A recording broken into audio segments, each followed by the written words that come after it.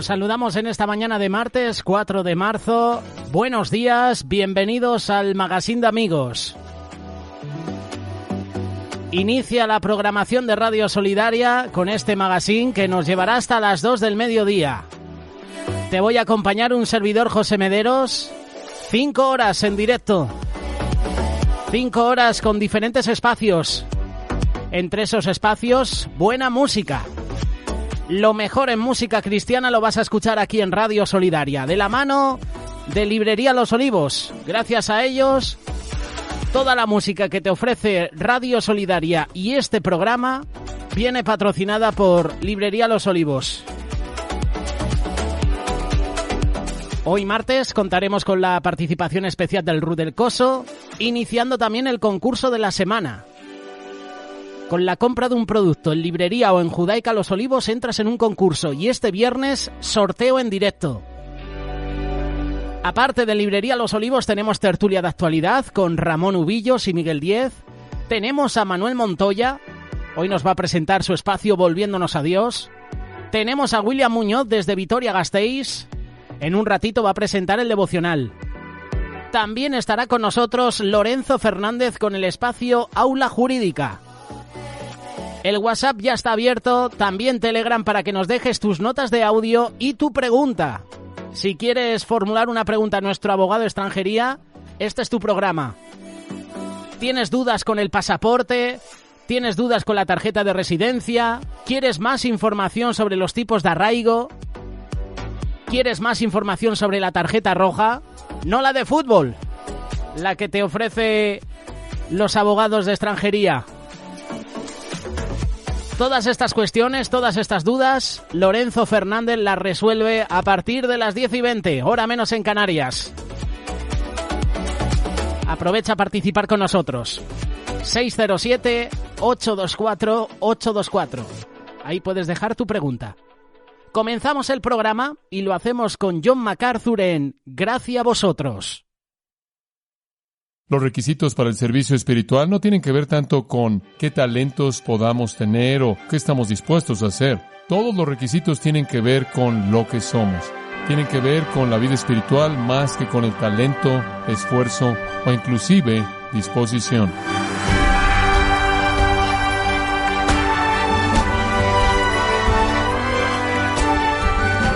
Qué gozo nos da su compañía en Gracia a vosotros con el pastor John MacArthur. Se podría decir que así como detrás de un gran hombre suele haber una gran mujer, detrás de una iglesia saludable siempre hay líderes fieles y comprometidos. Pero ¿qué tipo de persona busca a Dios para el liderazgo de su iglesia? El día de hoy, el pastor John MacArthur, en la voz del pastor Luis Contreras, nos enseñará las características y requisitos para el liderazgo en la iglesia en la serie Liderazgo de la Iglesia, un estudio de ancianos y diáconos en Gracia a vosotros. Cuando hacemos la pregunta ¿qué tipo de persona está buscando Dios para el liderazgo espiritual? Podemos responder eso simplemente al estudiar un poco la palabra de Dios y mirar a la historia de la redención. Regresando, por ejemplo, al Antiguo Testamento, nos encontramos con un hombre que conocemos muy bien. Su nombre fue Abraham y se volvió Abraham. Pero cuando Dios llamó a Abraham a ser el líder de la nación de Israel, el pueblo que saldría de sus lomos, que sería la línea del Mesías, escogió a ese hombre Abraham, lo escogió y lo bendijo. Nehemías 9:8 dice, porque él halló su corazón fiel delante de él. El requisito para el liderazgo que Dios vio en Abraham fue un corazón fiel. Cuando el Señor envió a Samuel, un siervo fiel, a buscar entre los hijos de un hombre llamado Isaí, e identificar a uno de los hijos de Isaí, quien iba a ser el gran rey de Israel, el Señor le dio a Samuel un estándar mediante el cual iba a evaluar su selección. En 1 Samuel 16:7, Dios le dijo a Samuel, no mires a su parecer, ni a lo alto de su estatura. Y la razón por la que Dios dijo eso fue porque Ese es precisamente el estándar de medida que había sido usado en el rey previo a David, un hombre llamado Saúl. En 1 Samuel 9:2 dice que Saúl era más apuesto que cualquier otro hombre en Israel, y él era más alto que cualquier otro hombre en Israel, y en base a eso él fue escogido para ser rey. Él resultó ser un rey desastroso, un rey malo, un rey no exitoso. Entonces Dios le dice a Samuel: cuando escojas, no mires a su parecer, su cara, ni a lo alto de su estatura, porque Jehová no ve lo que el hombre mira, porque el hombre mira lo que está delante de sus ojos, pero Jehová mira el corazón. 1 Samuel 16:7. Abraham, un corazón fiel, y cuando busques a un hombre para ser rey, ve su corazón. Ese hombre escogido fue David, quien tuvo un corazón correcto delante de Dios. Y más adelante, al final de la vida de David, Dios le dio un hijo llamado Salomón. Llegó a ser la tarea de David transmitir el trono real a su hijo Salomón. Y cuando le dio palabras de sabiduría para que Salomón supiera lo que Dios quería de un líder, esto es lo que David dijo. 1 de Crónicas 28:9. Y tú, Salomón, hijo mío, conoce al Dios de tu padre y sírvelo, con un corazón perfecto y con una mente dispuesta. Y de nuevo, el consejo del rey David, al que pronto iba a ser el rey Salomón, tuvo que ver con su corazón. Hanani, quien fue un profeta, reprendió a Asa, rey de Judá, y lo reprendió porque Asa, al enfrentar a sus enemigos y las batallas que él tuvo que enfrentar como rey de Judá, se apoyó más en la alianza asiria que en el poder de Dios. Y de esta manera él fue un líder muy ineficaz, realmente no aprovechando el poder disponible de Dios y usándolo, sino confiando en el brazo del hombre. Y entonces en 2 de Crónicas 16:9 el profeta dijo: porque los ojos de Jehová miran por toda la tierra, a fin de mostrar su poder a favor de aquellos cuyo corazón es perfecto delante de él. Después le dice a Asa: he aquí que tú has hecho neciamente, por lo tanto, a partir de hoy, tú tendrás guerras. En otras palabras, el profeta dice: tú no tuviste un corazón perfecto hacia Dios y pagarás un precio alto. El rey Josafat fue un líder capaz de Judá. Él los guió a la victoria sobre las naciones enemigas, y dice en 2 de Crónicas 20, versículo 32, que hizo lo que estuvo bien a los ojos de Jehová. Y la razón por la que Dios lo bendijo, y la razón por la que Dios le dio la victoria, como se registra en el capítulo 19, versículo 3, en donde dice que Él preparó su corazón para buscar a Dios. El liderazgo, de nuevo, su eficacia se relaciona con un corazón que busca a Dios, un corazón que está preparado para obedecer a Dios, un corazón dispuesto, un corazón fiel, un corazón justo. Uno de los reyes más conocidos y amados de Judá fue un hombre llamado Josías. Usted recordará que comenzó a gobernar cuando tan solo era un niño, y Dios lo usó para traer avivamiento y reforma, para traer un nuevo espíritu de adoración, un nuevo espíritu de obediencia a la vida del pueblo de Dios. Él reparó el templo, restauró la ley de Dios, y él fue un líder maravilloso y eficaz. En 2 de Reyes 22:19 dice que Dios lo usó porque su corazón fue tierno y se humilló delante de Jehová y lloró. Josías, con un corazón tierno, humilde y sensible. Y los requisitos de liderazgo, de nuevo, tienen que ver con el corazón. Cuando Ezequiel, en el capítulo 14, 2 veces, en los versículos 14 y 20, quiso identificar a los líderes más grandes del pasado, él identificó a Noé, Job y Daniel. Y él dijo que Dios los usó, en esencia, debido a su justicia personal. De nuevo, lo que importa es la vida espiritual del corazón. Dios usó a un hombre maravilloso llamado Esdras. Y Dios usó a Esdras para guiar a la nación de Israel al arrepentimiento, al avivamiento, a la restauración. Y no fue porque Esdras tuvo una capacidad en particular humana grande, sino que más bien, según Esdras 7:10, Esdras había preparado su corazón, y me encanta esto, para inquirir la ley de Jehová y cumplirla. Para inquirir la ley de Jehová y cumplirla. El padre de Juan el Bautista fue un sacerdote llamado Zacarías. Y en un sentido, Zacarías resumió el éxito de todos los profetas del Antiguo Testamento cuando él los llamó en Lucas 1 santos profetas. Santidad de corazón, santidad de vida fue la clave para el ministerio eficaz. El hijo de ese sacerdote, Zacarías, fue un hombre a quien todos conocemos como Juan el Bautista. Él tuvo la tarea maravillosa, la tarea suprema de cualquier otro hombre del Antiguo Testamento, la de anunciar la venida del Mesías. Él fue eficaz como líder, él fue eficaz al traer arrepentimiento en Israel. Todo Jerusalén y Judea estaban saliendo a verlo. La gente estaba siendo bautizada, preparando sus corazones para la venida del Mesías. Lo que hizo que Juan fuera eficaz fue su virtud espiritual. Fue también conocida su virtud espiritual, que inclusive Herodes, quien lo decapitó, dice en Marcos 6:20, lo temió porque él era un hombre justo y uno santo. Y de nuevo, la marca de su liderazgo fue la virtud de su devoción espiritual. Pienso en el apóstol Pablo. Y nos gusta estudiar las técnicas de liderazgo usadas por Pablo. Nos gusta identificar las características maravillosas de su virtud, de su fortaleza de valentía, su masculinidad, convicción y demás. Pero Pablo, escribiendo en Primera de Tesalonicenses, la primera epístola tesalonicense, en el capítulo 2, versículo 10, coloca su dedo en la clave real para su eficacia cuando él le recuerda a los tesalonicenses que su conducta se caracterizó por tres cosas: santa, justa e irreprensiblemente. Ahí se encuentra la utilidad y eficacia del hombre. Ahora, pasajes como esos y muchos otros, si tuviéramos el tiempo de verlos, nos señalan que cuando el Señor busca un hombre o una mujer para colocarlos en el servicio espiritual y usarlos al máximo nivel de eficacia, Él mira la dimensión espiritual, Él mira el corazón. Ese es el punto. Cuando Dios escoge a personas para el servicio, Él escoge integridad, Él escoge pureza, Él escoge virtud. Entonces, cuando usted llega a 1 Timoteo 3, y Pablo le está escribiendo a Timoteo, quien está trabajando en la iglesia en Éfeso, y esforzándose por colocar a personas en el liderazgo, todo lo que dice tiene que ver con lo espiritual. Y todos los requisitos dados en estos 13 versículos, sea para sobrevedores o siervos en la iglesia, sea para ancianos o diáconos, todos giran en torno al requisito espiritual. Todos tienen que ver con el corazón, con la pureza de vida, con la virtud, con la integridad, con la honestidad, con la rectitud, con la santidad, con el ser irreprensible. De hecho, si tuviéramos tiempo, podríamos regresar a lo largo de 1 Timoteo y volver a ver en cuántos lugares diferentes en esta epístola Pablo habla del asunto de una vida santa, de una vida pura, de una vida piadosa, de una vida irreprensible, de una vida justa. Eso está en todo capítulo 1, capítulo 2, capítulo 3, capítulo 4, capítulo 5 y en el capítulo 6. Para Pablo es sumamente importante que la piedad y la virtud sean mantenidas entre aquellos que guían a la iglesia.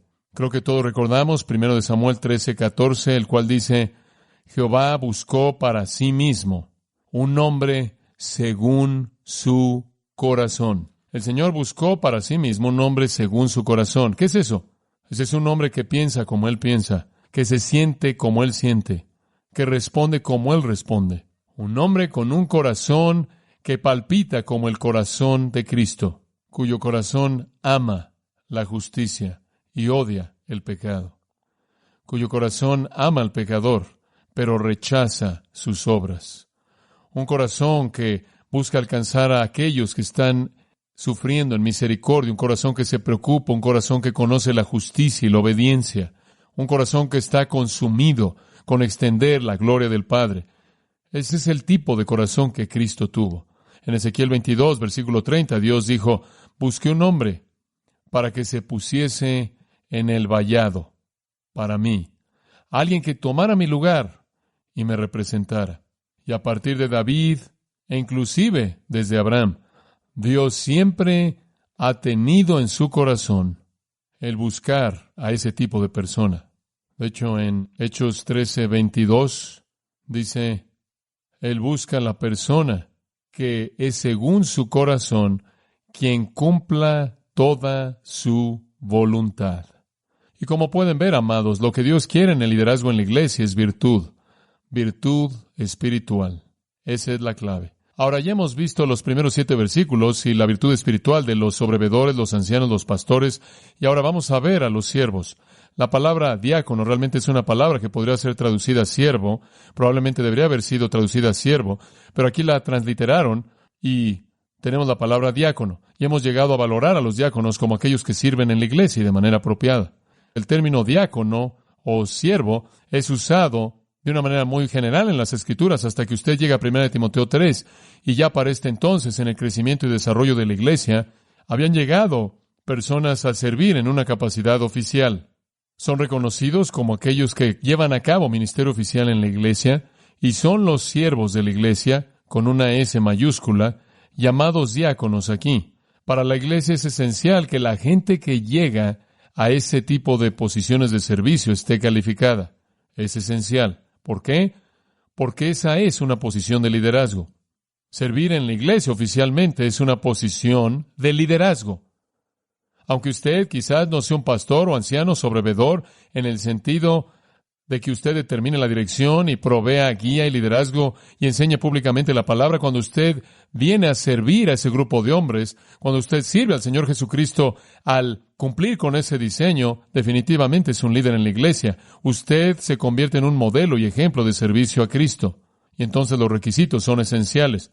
Nunca nadie debe ser levantado a ninguna posición de liderazgo en la iglesia, nivel de anciano o diácono, quien no esté calificado mediante la evaluación espiritual. Y por cierto, el Nuevo Testamento no dice mucho acerca de la organización y la estructura y el flujo y quién rinde cuentas a quién y a quién le responde y cómo se ve el diagrama de flujo. Eso lo deja a toda época diferente y a todo estilo diferente de liderazgo. Lo que dice es que la gente que guía es gente que cumple con su liderazgo, y la gente que cumple con su liderazgo debe estar calificada en el área espiritual. Eso es lo que importa. Y eso realmente es lo único que importa en términos bíblicos. El estilo de estructura, el estilo de liderazgo, la manera en la que las cosas están organizadas, sea que usted tenga comités de un tipo o de otro, no es lo que importa. Lo que importa es el requisito espiritual. Y de nuevo, permítame enfatizar que aquellos que sirven como siervos de la iglesia, sean hombres o mujeres, y como veremos, ambos sirven como diáconos en ese sentido, lo que importa es la vida espiritual. Y lo que quiero enfatizar es que es una responsabilidad de liderazgo. Usted es un líder en la iglesia cuando usted sirve de una manera oficial. Ahora, solo quiero dividir en 5 categorías breves los requisitos de aquellos que sirven en la iglesia. Vamos a verlo rápidamente. Versículo 8. Los diáconos asimismo. Eso simplemente significa que presenta una nueva categoría. Primero vinieron los sobrevedores, ahora de la misma manera vienen los diáconos. Esta es la categoría número 2 en la explicación de líderes de la iglesia. Y el primer conjunto de requisitos tienen que ver con virtud personal. Virtud personal. Y 4 requisitos personales son dados. Número 1, en el versículo 8. Los diáconos deben ser honestos. La palabra esebno significa serios. Podría ser traducido dignos. Podría ser traducido de manera honorable. Tiene la idea de ser serio en la mente, como también serio en la virtud. Viene de un verbo de raíz sebomai, lo cual significa venerar o adorar. Tiene la idea de que esta persona tiene cierta dignidad en ella que demanda un respeto. Tiene una especie de, y no quiero estirar el punto, pero una especie de cualidad de virtud majestuosa que hace que la gente quede asombrada ante ellos. Otra palabra que con frecuencia es un sinónimo es la palabra ira propace, lo cual significa actuar como una persona sagrada. Esta es una persona quien, debido a la espiritualidad de su vida, tiene cierto elemento místico. Hay cierto asombro en los corazones de aquellos que los conocen debido a la integridad de su vida espiritual. Es una palabra muy hermosa y una designación muy importante. Entonces, para comenzar, uno que sirve como un diácono debe ser uno que puede ser visto como alguien digno de asombro porque tiene una majestad de dignidad de vida, alguien que entiende la seriedad de los asuntos espirituales. Esta persona en particular no será una persona frívola, una persona torpe, una persona que toma cosas serias a la ligera, no una persona involucrada en asuntos triviales como un estilo de vida. No es una persona trivial, es una persona con dignidad, una persona que entiende la seriedad de la vida. Y le confieso, como lo he dicho antes, que entre más pasan los años, veo la vida de una manera más seria. Y después de esa afirmación tan positiva de la virtud personal, en el versículo 8 vienen 3 negativos. El segundo de estos 4 requisitos de virtud personal es sin doblez. Este es el único lugar en las Escrituras en donde esta palabra aparece, dílogos, y simplemente es lo que dice, de 2 lenguas, de doble lengua. Ahora, ¿quién es una persona de 2 lenguas? Bueno, podríamos decir, esta es una persona chismosa, alguien que no solo tiene una lengua, sino que tiene 2 lenguas, lo cual podría indicar que tiene una discusión rápida de las cosas que quizás no deberían ser dichas, pero la mejor manera de traducir esta palabra y mantener su significado más simple es de referirse a una persona que no está diciéndole una cosa a una persona y otra a otra. En otras palabras, una persona con doble lengua me está diciendo algo y a alguien más le está diciendo lo opuesto, y eso para alcanzar sus metas personales.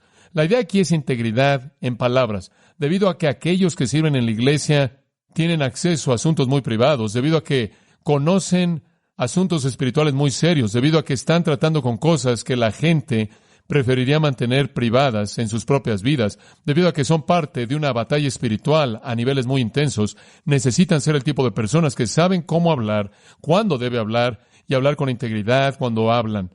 Siempre se valora mucho la honestidad y la integridad verbal entre los líderes espirituales. No hablar de manera hipócrita, sino hablar de manera coherente, justa, honesta y recta. Nada es más devastador que decirle a una persona una cosa y a otra persona lo opuesto para alcanzar su beneficio personal o para protegerse a sí mismo. Y de esta manera comienza el proceso de diseminar mentiras entre aquellos que son de Dios. La verdad es sumamente importante. El tercer requisito es no dados a mucho vino. Esa es la traducción que tenemos. El griego diría no cerca de mucho vino. No estando cerca de mucho vino. Dice usted, ¿por qué no dice nada más no teniendo vino en absoluto? Bueno, porque el vino era algo que era una bebida común. Ahora admitimos que estaba mezclado con agua. De hecho, algunas veces podría ser 10 partes a 1. Primordialmente era agua. Y la razón para ello, claro, era para evitar la embriaguez. Y tenían que tomar del fruto de la vid, del fruto de lo que podían sacar de su tierra, porque esa era la única bebida elemental que tenían. Y entonces aquí se presenta una precaución que tenía que ser expresada con respecto al vino.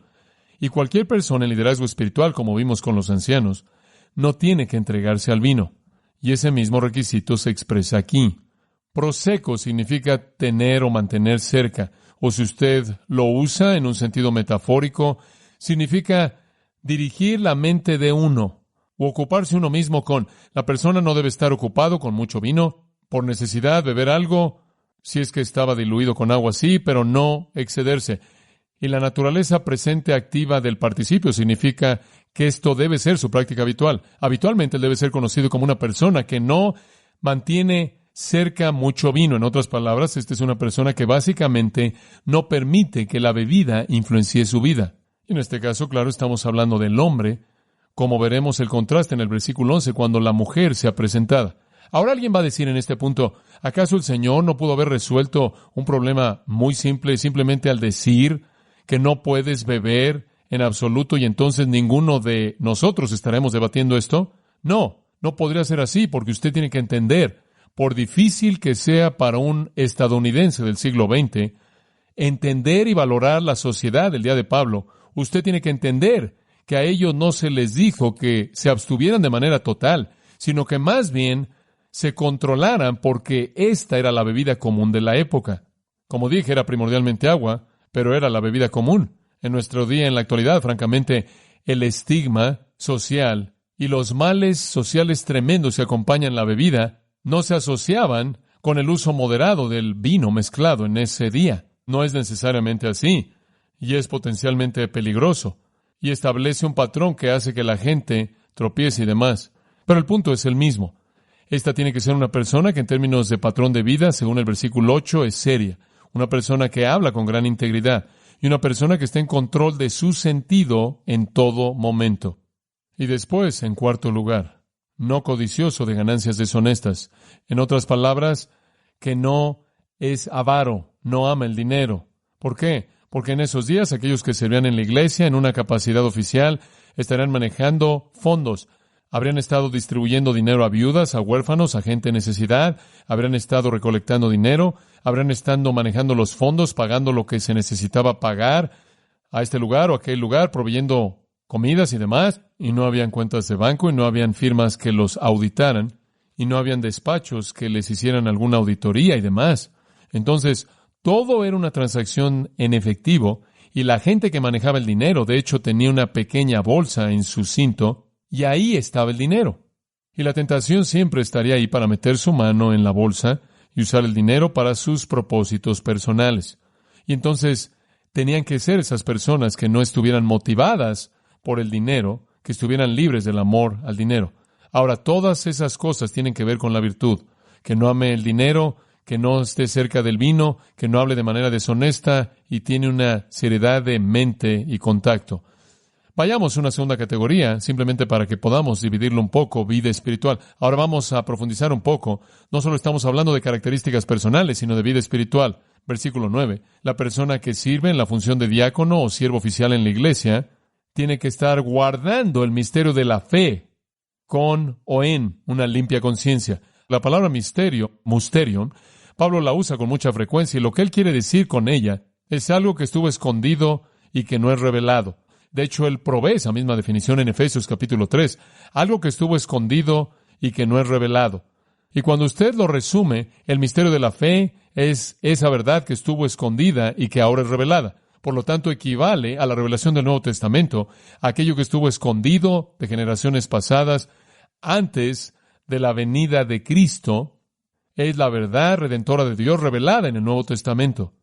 Las cosas sagradas escondidas de la razón natural, conocidas únicamente mediante la revelación de Dios, escondidas de los santos del Antiguo Testamento, conocidas únicamente por la revelación de Dios.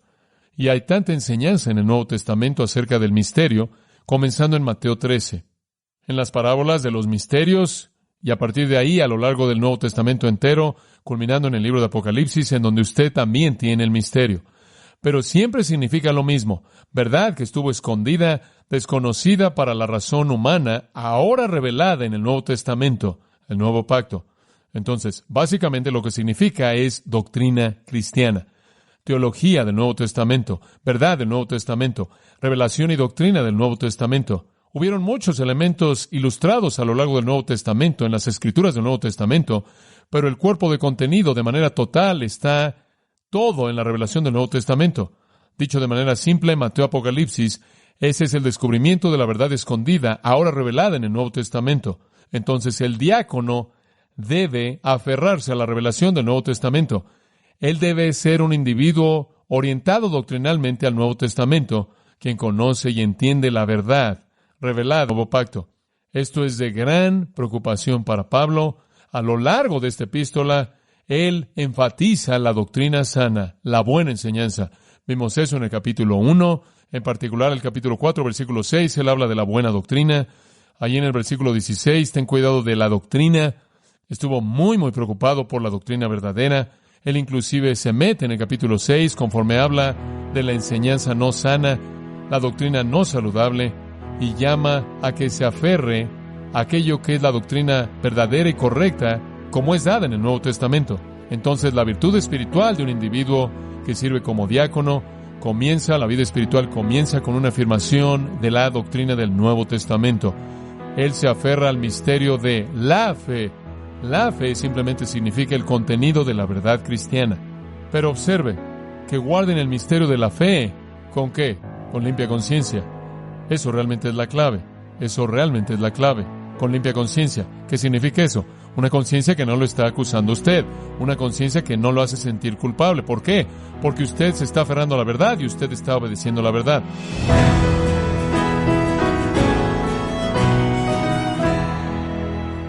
Y de esta manera el pastor John MacArthur nos ha enseñado que Dios da prioridad al carácter y la integridad espiritual de una persona por encima de sus capacidades o cualificaciones a la hora de elegir líderes espirituales. Nos encontramos en la serie Liderazgo de la Iglesia, un estudio de ancianos y diáconos, aquí en Gracia a Vosotros.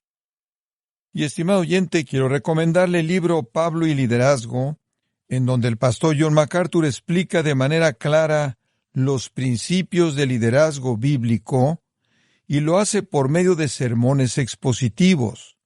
Adquiéralo en la página gracia.org o en su librería cristiana más cercana. Y también le recuerdo que puede descargar todos los sermones de esta serie Liderazgo de la Iglesia, un estudio de ancianos y diáconos, así como todos aquellos que he escuchado en días, semanas o meses anteriores, animándole a leer artículos relevantes en nuestra sección de blogs, ambos en gracia.org. Si tiene alguna pregunta o desea conocer más de nuestro ministerio, como son todos los libros del pastor John MacArthur en español y los sermones, que también usted puede adquirir, escríbanos y por favor mencione la estación de radio por medio de la cual usted escucha Gracia a Vosotros. Es importante conocer no solo el país y ciudad de donde usted nos escucha, sino también la radio. Para quienes contactan nuestro ministerio por primera vez, pueden solicitar una copia del mensaje de promoción sin costo alguno, un mensaje por oyente únicamente. Si usted vive en España, escríbanos a Gracia a Vosotros, apartado de correo número 40, código postal 41806, Umbrete, Sevilla, España, o puede escribirnos a través del siguiente correo electrónico, europa@gracia.org. Estoy en sintonía, invitándole para que nos acompañe en la próxima edición y juntos desatar la verdad de Dios un versículo a la vez, aquí en Gracia a Vosotros.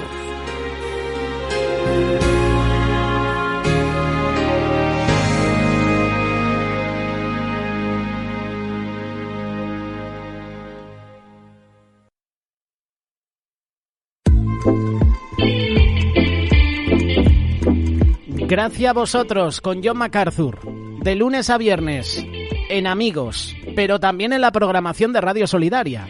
Lo que has escuchado ahora, esta tarde a las 7 lo volverás a escuchar, la reposición.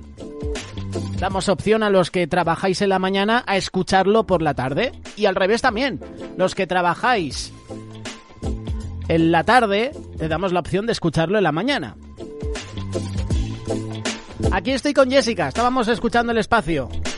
¿Qué tal, Jessica? Buenos días. Muy buenos días mojados y tormentosos. Oye, un saludo a todo Levante porque la que está cayendo, que está lloviendo en todos los lados.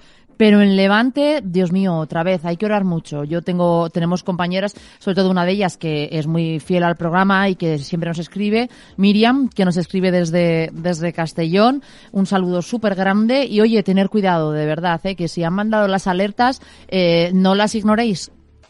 Tener cuidado y si sabéis que está el problema de la lluvia, intentar salir lo menos posible y menos con el coche o caminando por ahí solos. Lo que está sucediendo en la zona del Levante, en el delta del Ebro sobre todo, no tiene nombre, Jessica. Este es el pan diario de los últimos años. Es que no da tiempo a edificar porque vas a tener lluvias prácticamente en menos de un año, que si la primavera, pero que si no el otoño y el invierno. Pero no en todos los lados, porque aquí en Madrid, ¿cuánto ha llovido? Que no ha llovido nada.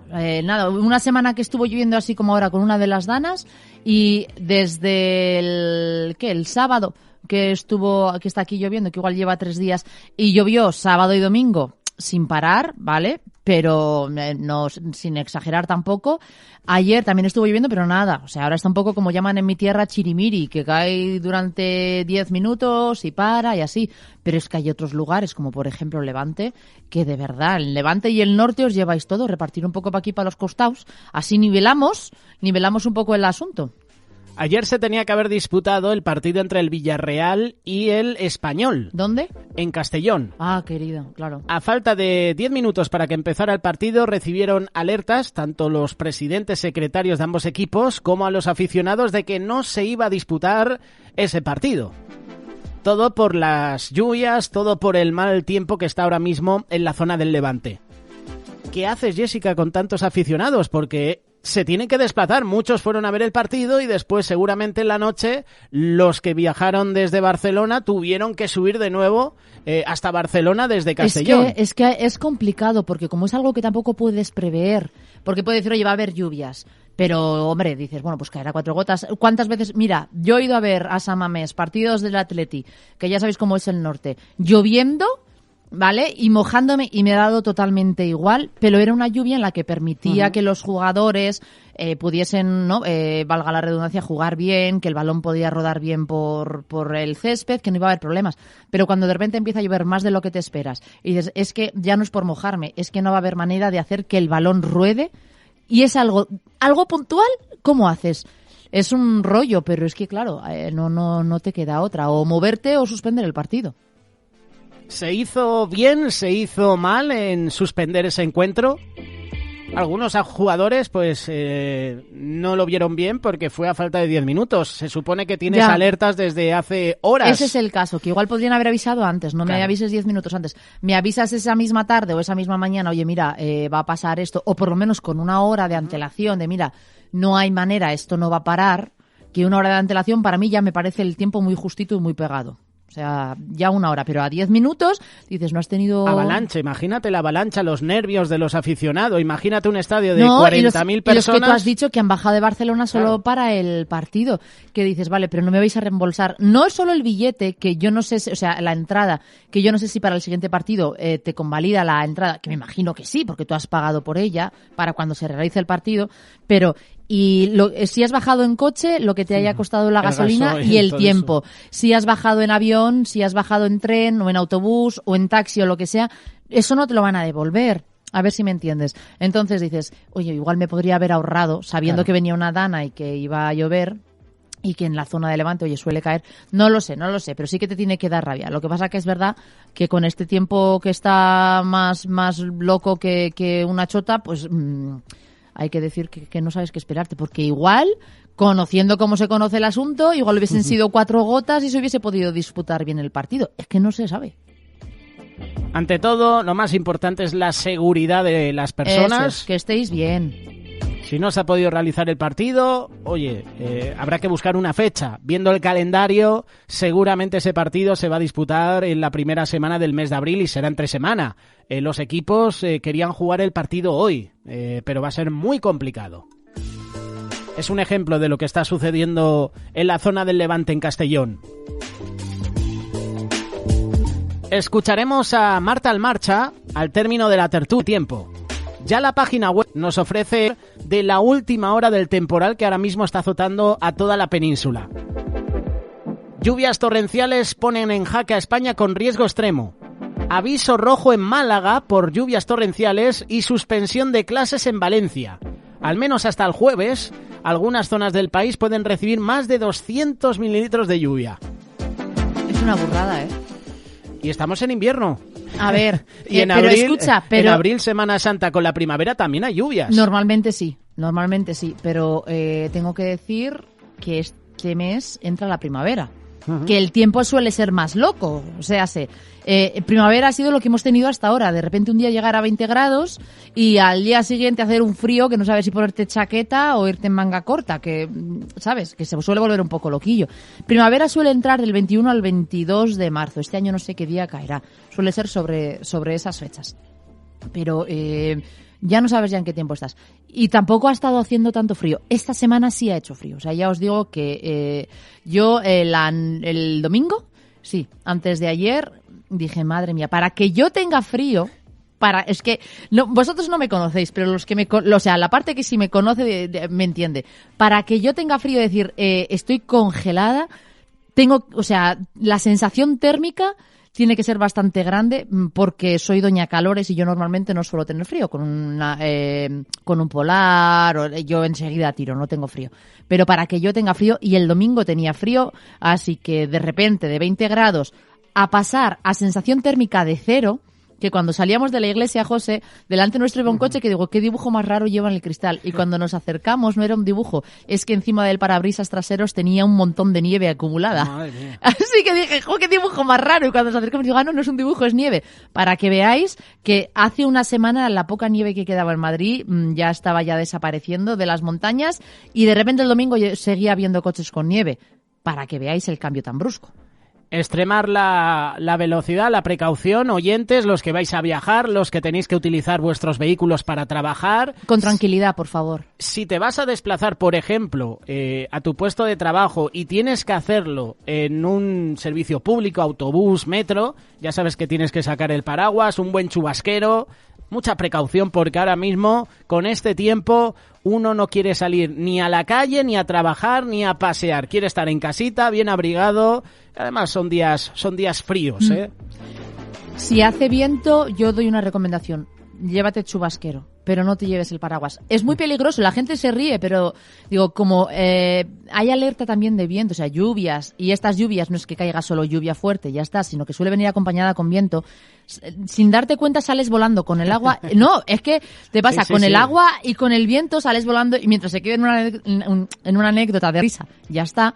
Pero de donde yo vengo en Bilbao, que se partió la cadera porque se lo llevó con el paraguas, por no soltar el paraguas el viento, y de la caída se dio tal trastazo. Así que si hace mucho viento, si es solo agua, vale, pero si hace mucho viento te sale mejor el chubasquero y ahí parecer de verdad que vas cubierta como una cebolla que ponerte con el paraguas en mitad de la calle. Estos son los consejos que podemos daros en Radio Solidaria. Mucha precaución, oyentes. Yo tengo una pregunta, sé que vas a empezar ahora con el devocional, pero quiero a los padres y madres que me están oyendo ahora mismo, necesito haceros una consulta y si podéis, por favor, escribirnos al programa y contestarnos porque tengo una duda. ¿Hasta qué edad se celebra el cumpleaños de los niños? O sea, me pongo en contexto. ¿Hasta qué edad vosotros habéis celebrado el cumpleaños de los niños, pero no por celebrarlo, sino lo típico de hacer merendola, como se dice en mi tierra, y invitar a los amiguitos a tu casa o al patio y hacer juegos con ellos? ¿Hasta qué edad habéis hecho eso? ¿Y a qué edad empezasteis a decir, mira, pues salimos a dar una vuelta o tal, pero ya de amiguitos en casa ya no hay edad? Por favor, porque ayer tuve una discusión con uno de mis hijos y quiero saber hasta qué edad vosotros pensáis que dices, mira, pues hasta esta edad todavía es niño como para hacer una merendola en casa. No fue una discusión en cuanto a discutir, sino pues según mi hijo va a tener 50 años y todavía le voy a tener que preparar en casa el cumpleaños. Y como ahora se acerca el cumpleaños de mi hijo el mediano, que también es de marzo, que es del día 19, además del Día del Padre, basta que no hay un día específico como para que se junte todo. Y le digo, bueno, ya te queda este año. Y me miró como diciendo, ¿pero a ti qué te pasa? No. Y tuvimos ahí esa pequeña conversación. ¿Hasta qué edad le habéis celebrado vosotros los hijos de años? Pero responder, escribir al 607-824-824. Mientras te lo piensas, vamos a escuchar a Néstor Ortega con su tema musical Heredero del Reino. Al término de este tema musical, devocional con William Muñoz.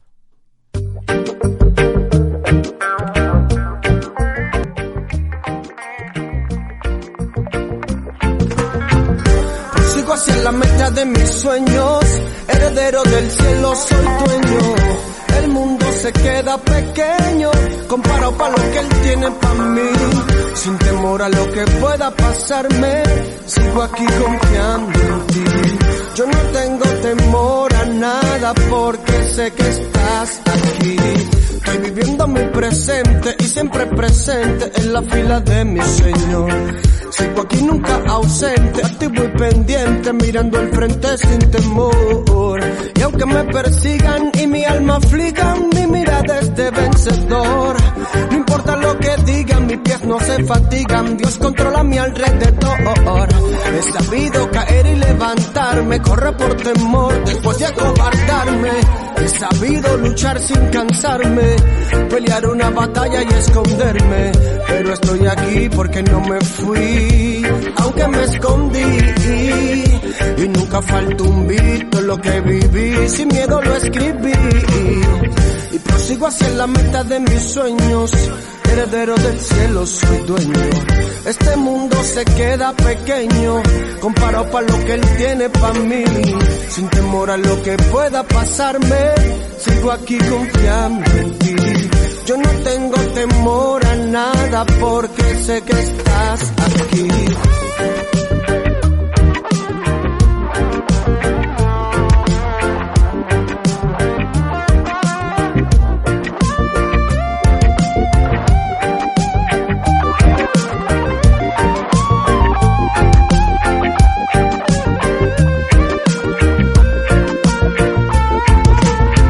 No quiero quiero que vuelva y pase lo que me pasó, seguro que no lo acepto.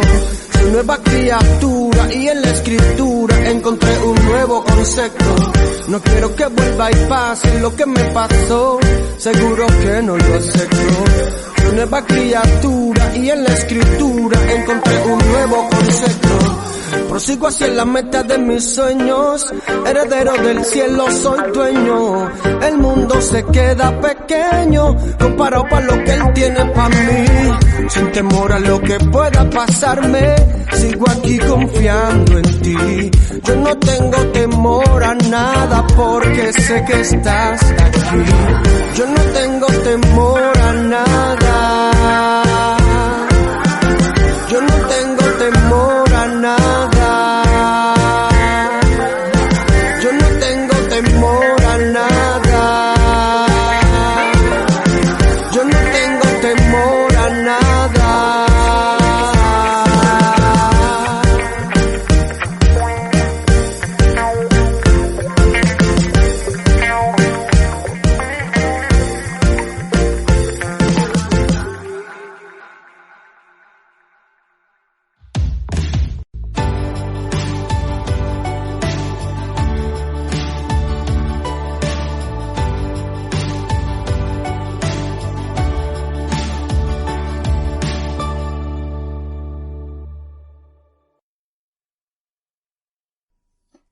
Buenos días a toda la audiencia de Radio Solidaria. Te saluda tu hermano y amigo William Muñoz del Ministerio Viviendo su Palabra. Y en esta mañana quiero compartir contigo un devocional titulado Sal fuera de Betsaida. Hoy hablaremos de una historia acerca de un ciego sanado en Betsaida. Y esto lo encontramos en Marcos 8, del 22 al 26.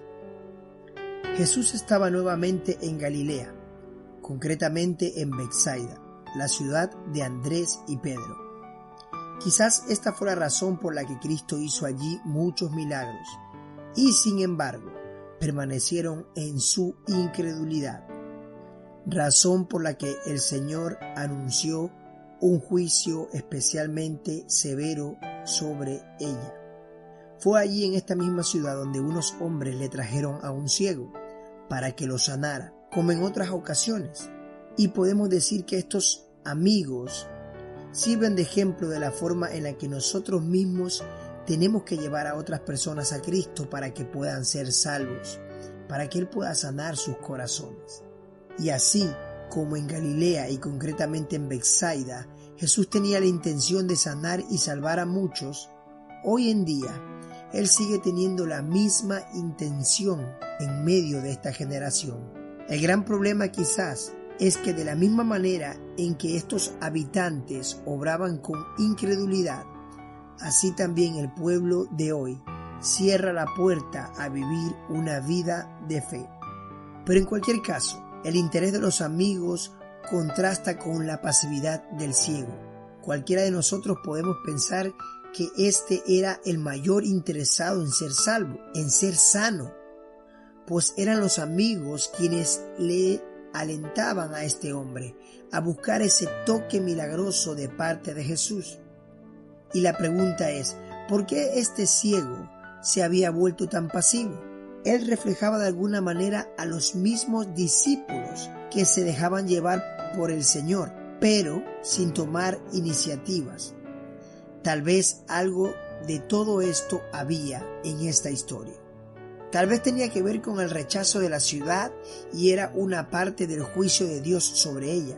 Y aunque probablemente el propósito de Dios era evitar dar más publicidad a sus milagros, ya que estas personas tenían cerrado su corazón, no solo era esto, sino que la ciudad entera vivía en una atmósfera de incredulidad y de rechazo, a pesar de haber visto con sus propios ojos la mano de Dios en ese lugar.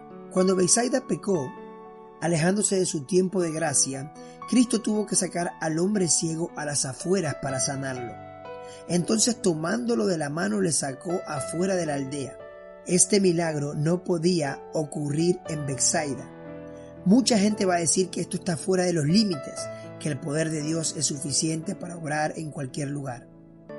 El detalle principal en esta situación es que Dios no puede obrar en medio de la indulidad, porque iría en contra de su propia naturaleza. Es por eso que a veces tú tienes que salirte de los límites del mundo para estar dentro de los límites de Dios. Tú y yo podemos ver a Jesús guiando al ciego fuera de la ciudad. Pues este ciego no solo necesitaba ver, necesitaba sentir la dirección de Jesús, necesitaba pasar tiempo con Él y quizás también necesitaba una conversación que le revelara la persona de Jesús. Este hombre necesitaba confianza necesaria para que su pasividad fuera cambiada y se avivara dentro de él una llama, esa llama de esperanza, esa llama de fe, esa llama que solamente puede ser puesta por Dios en nosotros. Entonces, escupiendo en sus ojos, le puso las manos encima y le preguntó si veía algo. Él mirando dijo: veo, pero los veo que andan. Luego le puso otra vez las manos sobre los ojos y le hizo que mirase, y fue restablecido y vio de lejos y claramente a todos. Y lo envió a casa diciendo: no entres en la aldea ni le digas a nadie en la aldea lo que aquí ha sucedido. Jesús no solo hizo un milagro, sino que además rompió las estructuras y los esquemas. Fue capaz de cambiar el método y en vez de dar una sanidad completa a este hombre, le dio una sanidad progresiva, conforme a su fe iba aumentando. Por supuesto, no era por una falta de poder de parte de Jesús.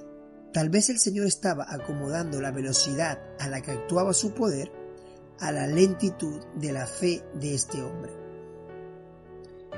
El ciego no era el único que tenía dificultades para ver. El Señor estaba obrando también en sus discípulos. Él quería disipar de ellos las tinieblas y que así pudieran ver con claridad quién era realmente Jesús. Y de la misma manera ocurre también con todos los hombres. No llegamos a comprender toda la verdad de golpe.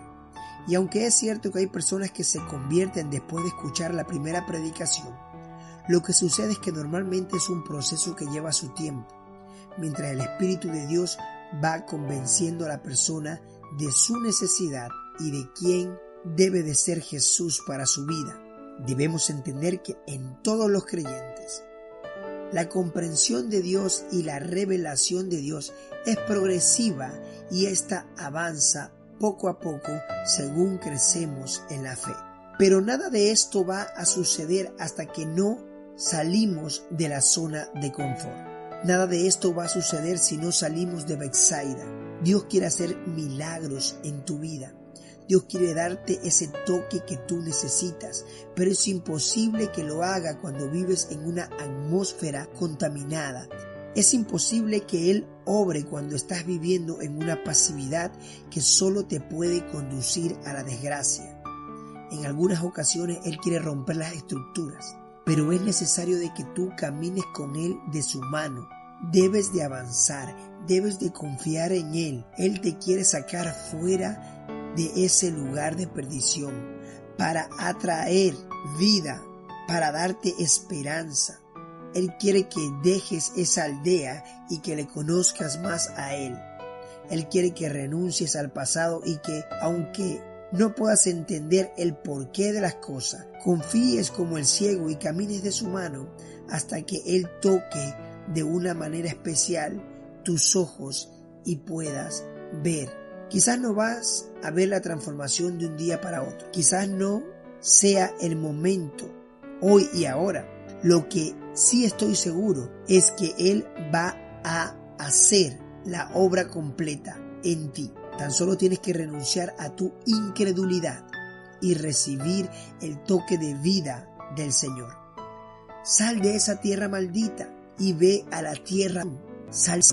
Jesucristo dijo que Él es el camino, la verdad y la vida. Sal fuera de Betsaida. Huye de ahí, pues Dios quiere transformar por completo tu vida y traer la sanidad que necesitas. Que Dios te bendiga. Encuentre este y otros podcasts de nuestra programación en radiosolidaria.com.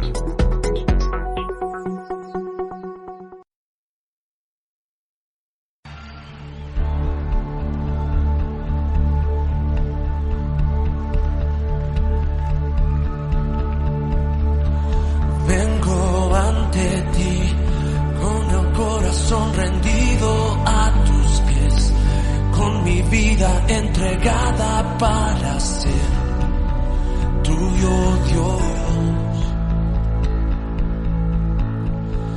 Y te clamaré por un fuego que llueva sobre mí, por un deseo que transforme mi interior, de traerte honor.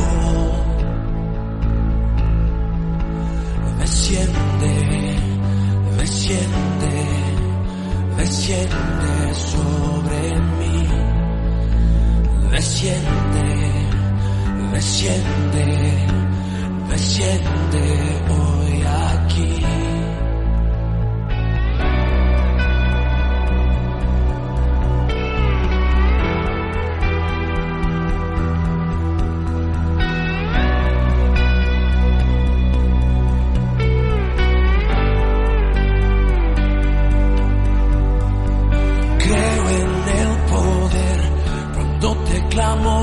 En oración para ofrecerte todo mi amor en adoración,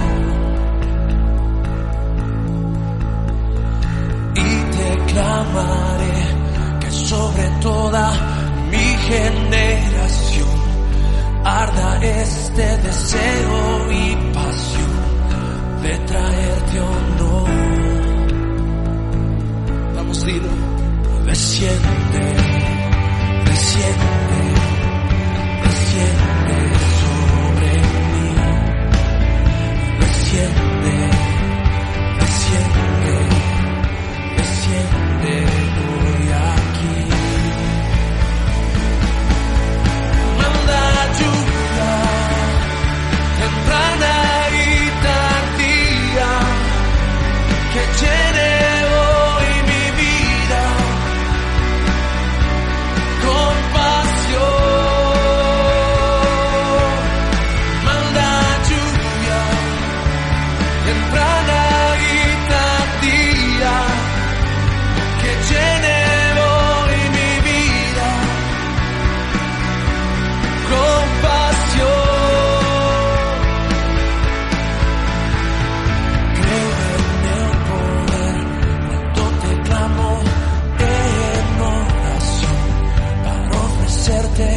todo mi amor en adoración.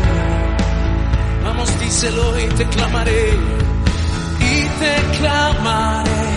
que sobre toda mi generación arda este deseo y pasión de traerte honor. Manda lluvia temprana que llene hoy mi vida con pasión.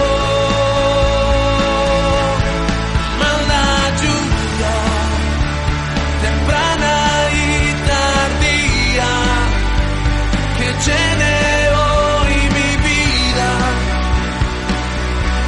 con pasión.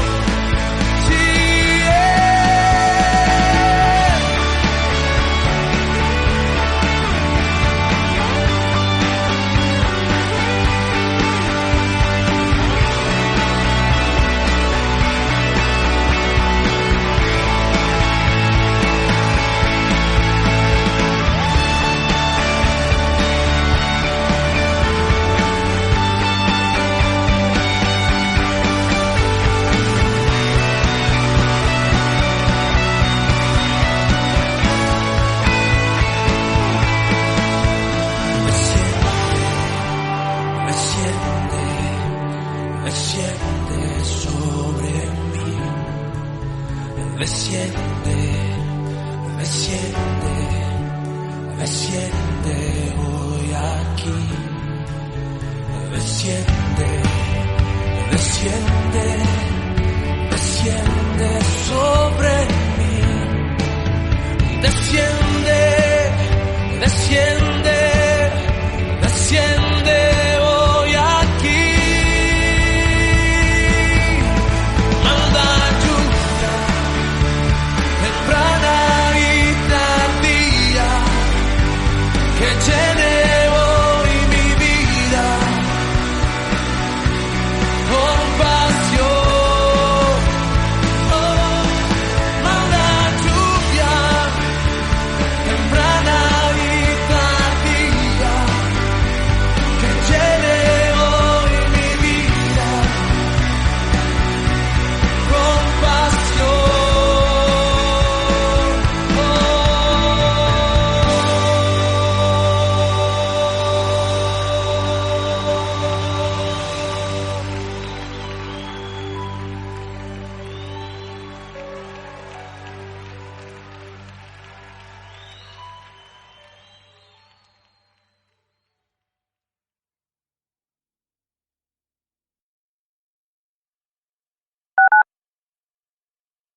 Radio Solidaria,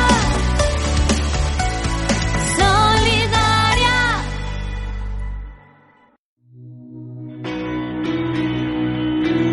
Queridas amigas y hermanas en Cristo Jesús, tenemos el gozo de invitarte a participar en nuestro encuentro de Esther con el lema Gozosas. Tendrá lugar, Dios mediante, los días 4, 5 y 6 de abril en el Hotel Montes de Toledo, en Los Llévenes, Toledo. Anhelamos la abundante gracia de Dios para ver sanidad emocional y física, liberación de ataduras y un crecimiento espiritual, además de disfrutar de la hermosa convivencia entre las siervas del Señor. Te rogamos que invites a tus amigas y familiares para que también puedan recibir esta especial bendición. Con mucho entusiasmo esperamos estar con vosotras en este retiro. El coste es de 100 euros más transporte. Para más información puedes consultar en tu iglesia Cuerpo de Cristo más cercana. También puedes llamar al 659-041455, 659-041455 o puedes también recibir información o leer más información sobre este retiro en www.retiroscristianos.com.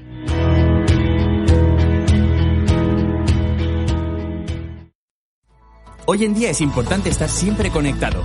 Por eso, descárgate nuestra aplicación totalmente gratuita RTV Solidaria y no te pierdas ninguno de nuestros programas. Solamente busca en tu teléfono RTV Solidaria y tendrás todo a tu alcance de una manera mucho más fácil y cómoda.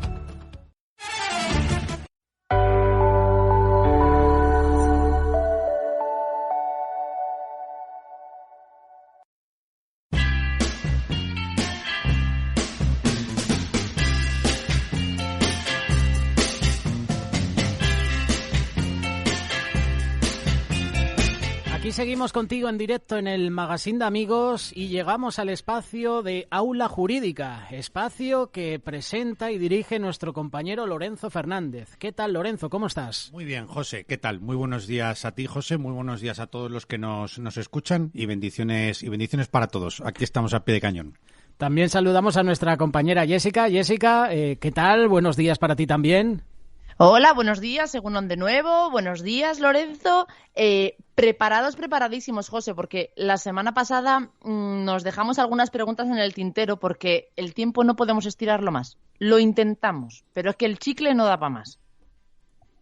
Pues si no da para más, pues nada, habrá que pedir que un aumento en los minutos del programa.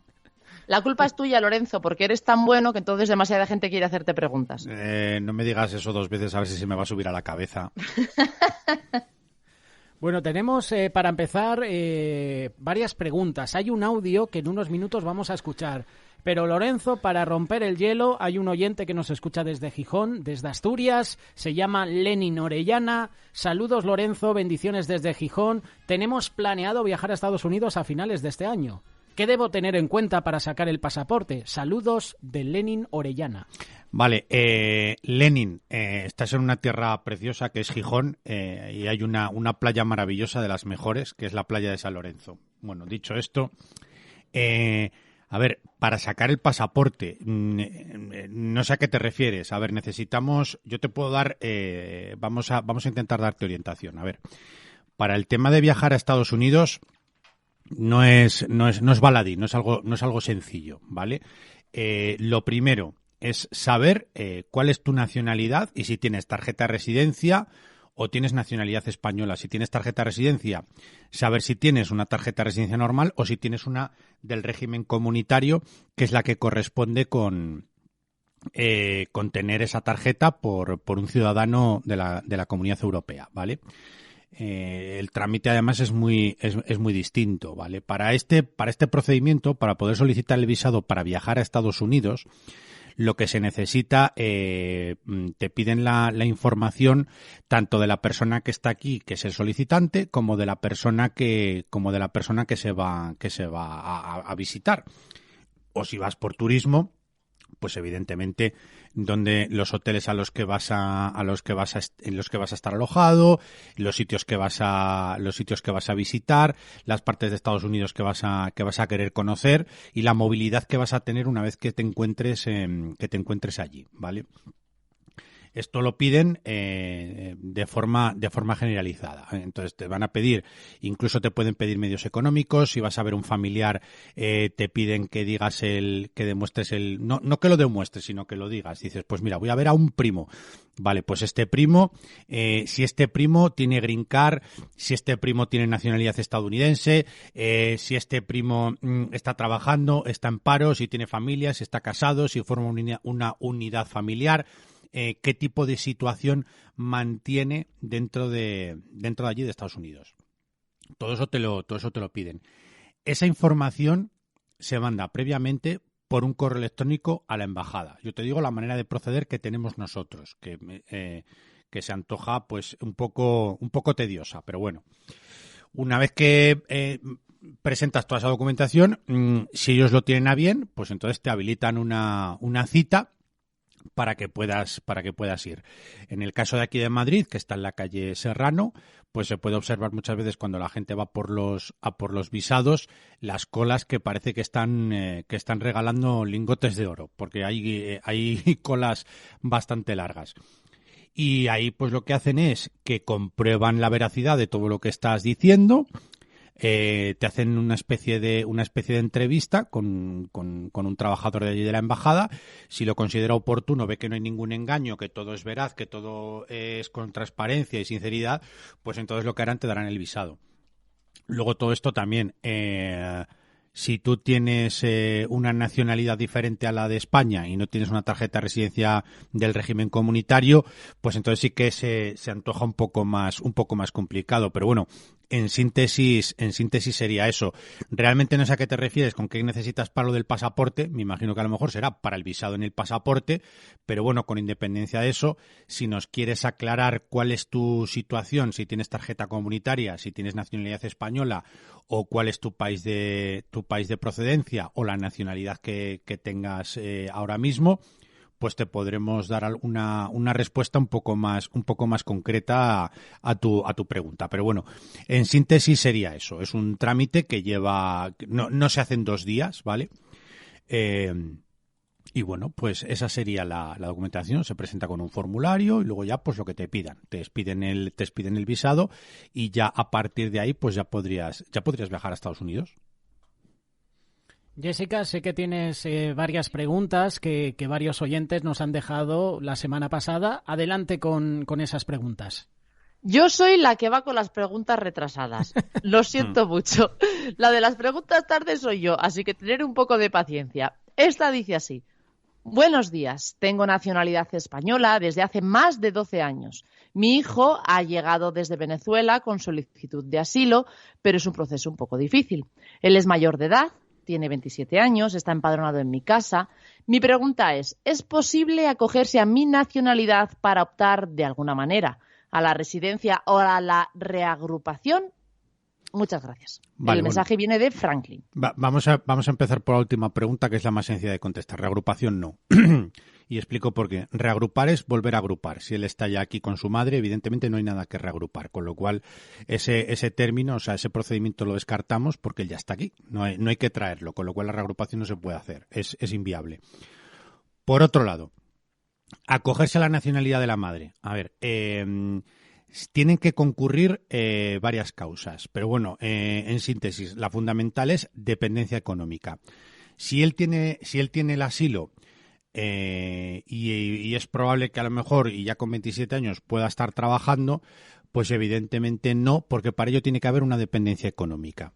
Entonces, la cuestión aquí es la siguiente. Si en el país de origen le hacía envíos de dinero y él ahora mismo no está trabajando, esta cuestión se puede demostrar. Entonces, mira, oye, yo demuestro que mi hijo depende económicamente de mí, aunque sea mayor de edad. Yo en el país le hacía los envíos de dinero y luego aquí, pues como está empadronado conmigo y no trabaja, pues es evidente que si no trabaja y está en mi casa, de alguien tiene que depender, y de quién va a depender si no es de su madre. Aquí hay una cuestión, hay una pega, y es a la hora es un procedimiento que cuando lo solicitamos nos encontramos muchas veces, concretamente con el tema de Venezuela, y es el siguiente. Como la moneda de Venezuela prácticamente pues es como los billetes de Monopoly, que no tiene absolutamente ningún valor, lo que se está haciendo, lo que los clientes nos comentan, en nuestra experiencia en el despacho, es que lo que están haciendo es a través de moneda colombiana o de otra persona que esté relativamente cerca, lo que hacen es que envían este dinero a esta persona para que hagan la conversión pues en una moneda que no sea la moneda de Venezuela, por el tema de lo tremendamente devaluada que está esta. Y claro, lo tienen que hacer entonces a nombre de otra persona para que ésta le dé el dinero en esta moneda que no es la venezolana a la persona a la cual va destinada esta cantidad dineraria. Con lo cual, ahí nos encontramos un problema, que tú a la hora de demostrar la dependencia económica no lo puedes hacer, porque a quien le envías el dinero no es la persona con la que tú tienes el vínculo, con lo cual ahí no puedes demostrar esa dependencia económica. Hay que buscar otras alternativas, o bien una declaración jurada explicando este extremo. Entonces, pues bueno, a través de un notario, pues hacer una declaración jurada que por un tema de devaluación de moneda, pues bueno, se hace este tipo de transacción. No es lo preceptivo, pero bueno, no habría otra manera. Entonces, aquí la cuestión es que si esta madre puede demostrar, nuestra oyente puede demostrar que su hijo depende económicamente de ella, es viable, ya que están empadronados juntos, y es otro de los requisitos para optar a ello, que pueda solicitar la tarjeta familiar de comunitario. Si esto es así, pues nada, partida de nacimiento del hijo para demostrar el vínculo, los medios económicos de la madre, DNI, pasaporte completo del hijo, la solicitud de asilo, que ya viene registrado el número de NIE, y ya con eso sí podría ser candidato para que le den el régimen comunitario, no habría ningún problema. Si no, ¿qué es lo que tendría que hacer? Pues estar 2 años con la solicitud de asilo, y una vez llegados los 2 años, si cuenta con un contrato de trabajo, pues o 6 meses de cotización, pues ya lo que puede hacer es un arraigo laboral y cambiar esta situación. Yo me imagino que también por lo que lo está pidiendo es por una cuestión de si no ha salido en programas anteriores, pues bueno, es una buena ocasión para mencionarlo ahora. Si tú tienes el asilo, la solicitud de asilo, con este trámite o teniendo este estatus legal en España, no puedes viajar, ¿vale?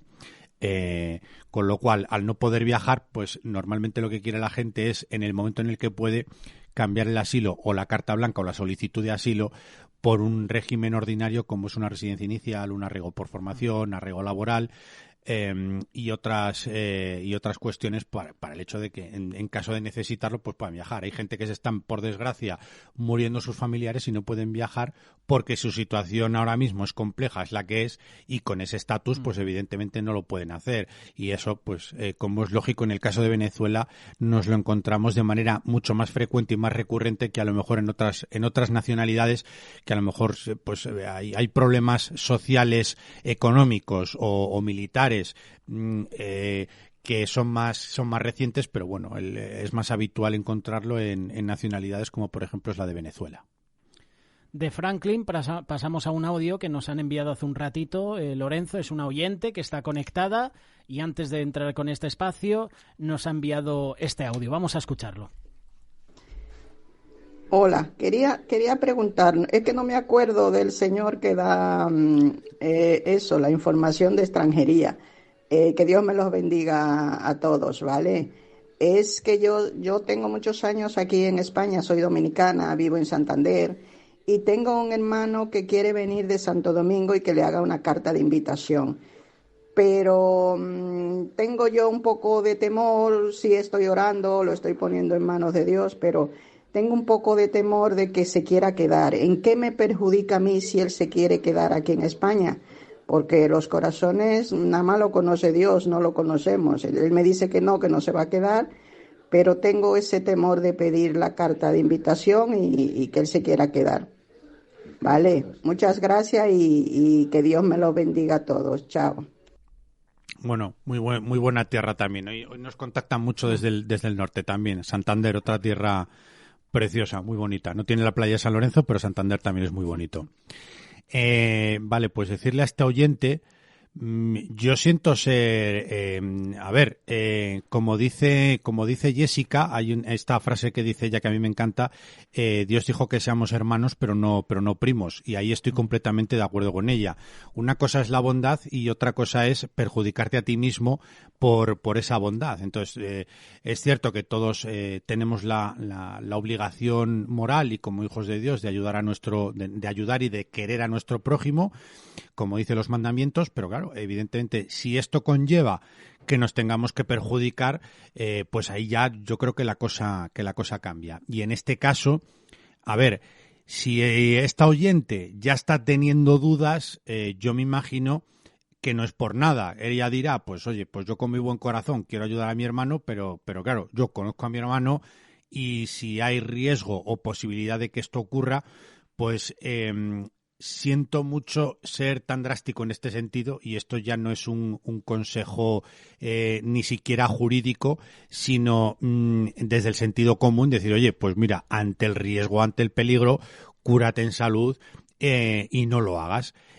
¿Cuáles son las consecuencias? Pues bueno, para empezar, el tema de lo de las cartas las cartas de invitación se ha endurecido bastante y por esta misma situación. Claro, lo que se estaba haciendo mucho, sobre todo países con los que no hay convenio, y que sí que es cierto que si una persona quiere viajar, necesita un visado y la vía para hacerlo es la carta de invitación, pues muchos se quedaban.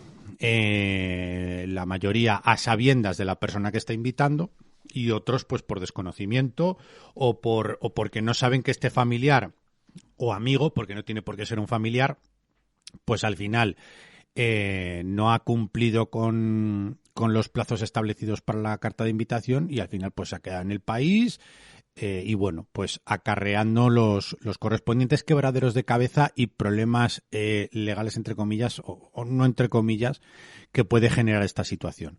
Vale, a ver, normalmente por regla general no suele haber ningún problema más allá de que la persona que es invitada, pues a partir de los 90 días que dura el visado, se queda ilegal, ¿vale? Luego hay cuestiones, pues bueno, que no dependen ni siquiera de las partes, ni la que invita ni la que es invitada, pues como es el caso de una enfermedad sobrevenida.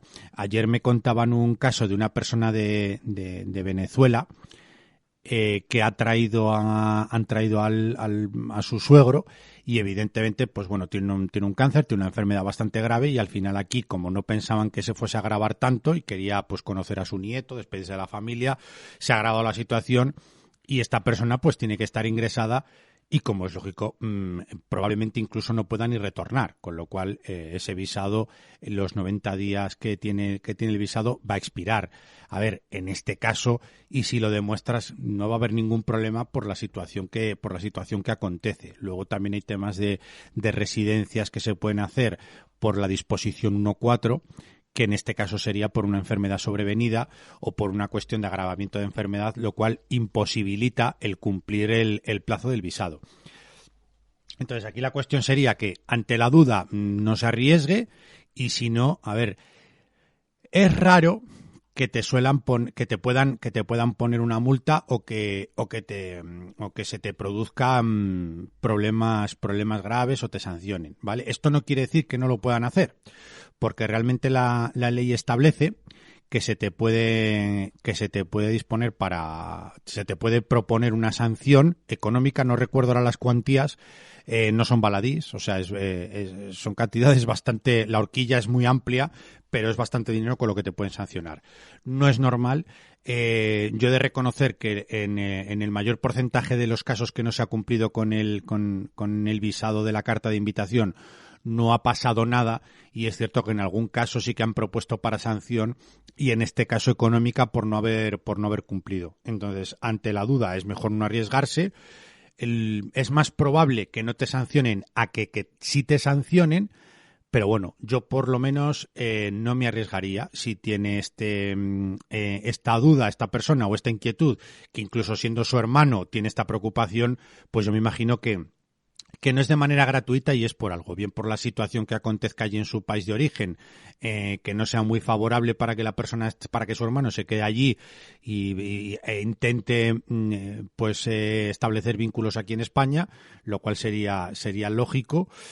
Pero claro, la cuestión está en que sí, se puede enfrentar a una sanción. ¿Que puede que no la sancionen? Puede que no la sancionen, pero también puede que la sancionen. Con lo cual, ante la duda, pues que se cure en salud. También es cierto que si tiene nacionalidad y le hace envíos de dinero a su hermana, o sea, a su hermano que está allí, pues desde ella, estando allí en Santander, pues lo que puede hacer, si justifica esta dependencia económica y su hermano allí no trabaja, pues sería una reagrupación comunitaria. Entonces, pues bueno, ese mecanismo lo podría articular.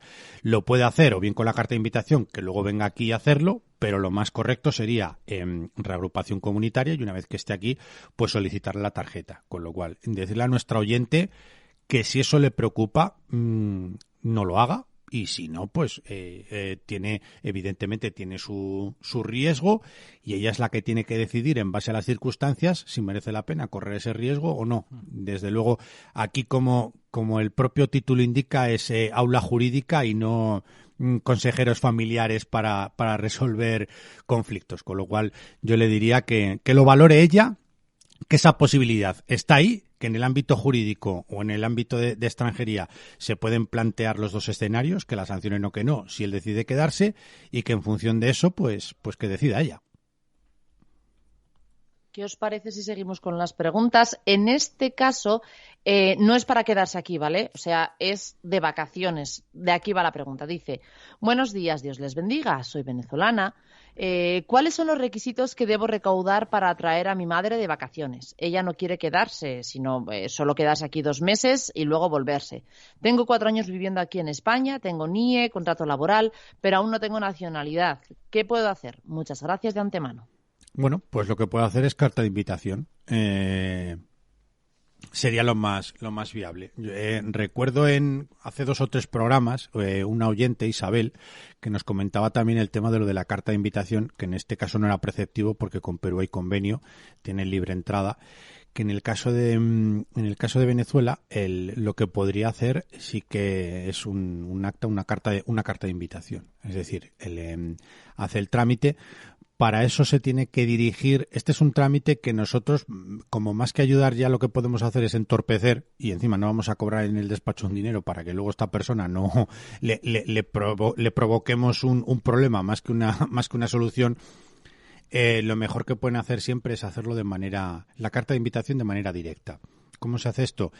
Donde esta oyente esté empadronada, tiene que tener una comisaría de Policía Nacional de referencia. Si no es así, puede elegir la que quiera. La tienen que atender en cualquier comisaría. Esto es lo que tienen ellos legislado.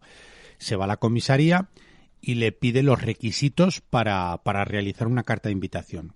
¿Y por qué digo esto? Porque luego, dependiendo de cada comisaría, es potestativo que ellos te puedan, en base a las circunstancias que ellos puedan observar, te pueden requerir una documentación complementaria o no. Hay una documentación estándar, como es un formulario, una tasa, pero luego está la cuestión de que si ellos observan, no sé, cualquier indicio de lo que sea, pues lo pueden pedir que complementes esa documentación con otro tipo de documentación. Entonces, lo mejor que puede hacer es se dirige a la comisaría que tenga de referencia, que en caso de no tener ninguna puede ir absolutamente a cualquiera, y allí pues lo pide. Le dirán, pues oye, mira, tienes que rellenar el formulario X, no recuerdo exactamente cuál es, la tasa que es la 012 del 790, que corresponde con la carta de invitación, que estará pues en torno a los 80 euros, 80 y algo. Y le van a pedir pues eso, copia del DNI, copia del pasaporte de la persona que invita y un empadronamiento. En síntesis, eso es lo que piden. Tiene que ir, lo que sí que recomiendo es, primero, antes de pedir la cita, porque eso se hace a través de la página de la Delegación de Gobierno, para la carta de invitación, lo que sí que puede hacer es pasarse, y en la entrada, que siempre suele haber una persona para información o dentro, pues puede decir, sí, mire, buenos días, quiero invitar a una persona, me gustaría saber qué requisitos piden en esta comisaría para que yo pueda hacer esta invitación. Y entonces pues ahí ya le dirán, oye, pues mira, tienes que esto y esto. Y entonces ya hay que le digan los requisitos, y entonces es cuando ya, también es cierto que dependiendo de la comisaría, creo que por norma general es con cita, y se saca a través, como digo, de la plataforma de la página de la Delegación de Gobierno. En el despliegue, pues bueno, te pone cita para carta de invitación, y ahí ya seleccionas la comisaría que corresponde. Y luego ya desde ahí pues pides la cita para llevar la documentación ya cumplimentada. Ellos la reciben y te dicen, pues mire, pásese dentro de 20 días o dentro de un mes o dentro de una semana para que le demos la carta de invitación. Y es en ese momento cuando ya te la darían. Te dan como varias copias, una es en verde, otra en sepia, bueno, varias. Y luego eso pues se lo tienes que mandar al interesado, el original, para que pueda viajar con ello y lo muestre en el aeropuerto, tanto de salida como de entrada aquí en España, cuando las autoridades se lo requieran. Y bueno, esa sería la forma en la cual puede solicitarlo de la carta de invitación. Si es una persona que solo va a estar aquí 2 meses, como la carta de invitación te sirve para 90 días, para 3 meses, pues con eso sería suficiente.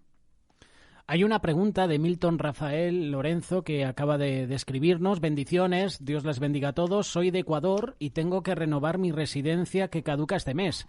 Tengo antecedentes por conducir. ¿Puedo renovar? Vale, pues entonces yo también, si fuese por conducir, Milton, yo también tengo antecedentes porque yo también conduzco. Vale, yo me imagino que a lo que te refieres es que probablemente tengas antecedentes, pues, o por exceso de velocidad, alcoholemia o lo que sea. Vale, eso es un antecedente. Hay gente que, claro, bueno, esto en antaño, aquí en España tampoco sucedía. No te creaba el hecho de tener un conflicto por ser muy suaves con el coche, no te creaba un antecedente penal, como es en otros países que no es un delito penal. Aquí evidentemente pues el tema de alcoholemia, el superar por el doble del límite de la velocidad y otras cuestiones se considera un delito penal, y evidentemente si eres condenado te va a generar un antecedente, con lo cual si tienes antecedentes pues evidentemente no procede la renovación. ¿Qué ocurre? Esto es un poco complejo, y la pescadilla que se muerde la cola. No puedes renovar, pero evidentemente tampoco te puedes quedar ilegal. Con lo cual, la solución aquí, yo veo que con independencia de que tengas antecedentes o no, la renovación la tienes que hacer. Porque si ya tienes un problema, has cometido un error por lo que sea, intentas hacer tu vida de la mejor manera posible, pues claro, si no vas encima a poder seguir teniendo tu residencia legal en España, no puedes trabajar, y esto incluso genera un problema mayor del que ya se ha generado. Con lo cual aquí yo te diría que la renovación la hagas igualmente. Hay casos que incluso con antecedentes penales aceptan la renovación. Yo me he encontrado con casos que, oye, pues es que esto te lo van a denegar porque tienes antecedentes. Y al final vienen al despacho y te lo restiegan. Pues mira, he podido renovar. Y yo, bueno, pues no lo habrán comprobado. Enhorabuena, me alegro por ti. Lo normal, lo lógico es que si hacen comprobación con policía, cruzan datos, ven que tienes ese antecedente y no procede la renovación, pero que igualmente la tienes que hacer. Si la renuevas y te la deniegan, pues recurres y así vas ganando tiempo. Lo que tienes que hacer, claro, es ir ganando tiempo y estar ahí un poco en el limbo hasta que puedas cancelar ese antecedente, que por norma general pues llegan los 2 años desde el cumplimiento de la condena, y haces la cancelación y entonces ahí ya no tendrías ningún problema.